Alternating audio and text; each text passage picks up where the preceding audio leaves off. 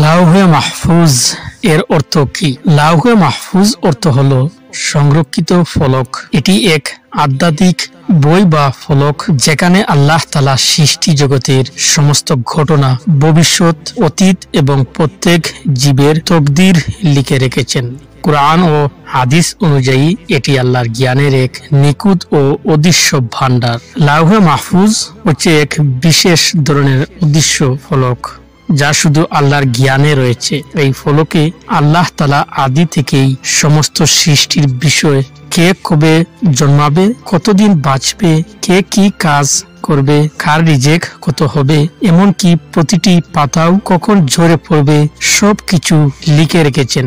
লাউহে মাহফুজে লিপিবদ্ধ থেকে সৃষ্টি জগতের পূর্ণ ইতিহাস, মানব জাতির জন্ম, মৃত্যু ও তকদির, জান্নাত ও জাহান্নামের অধিবাসীদের নাম, প্রতিটি কাজের ফলাফল, সব নবী রাসূল, কিতাব ও সময়সূচি। কুরআনের আরো একটি আয়াত, তোমার প্রতিপালকের কাছে কোনো কিছু লুকানো নয়, না আকাশে না পৃথিবীতে।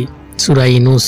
এই আয়াত থেকেও বোঝা যায় লাউহে মাহফুজ সবকিছু সংরক্ষিত আছে। রাসূল সাল্লাল্লাহু আলাইহি ওয়াসাল্লাম বলেছেন, আদম সন্তানের সৃষ্টি হওয়ার 50,000 বছর আগে আল্লাহ তাআলা সমস্ত সৃষ্টির তাকদীর লিখে রেখেছেন।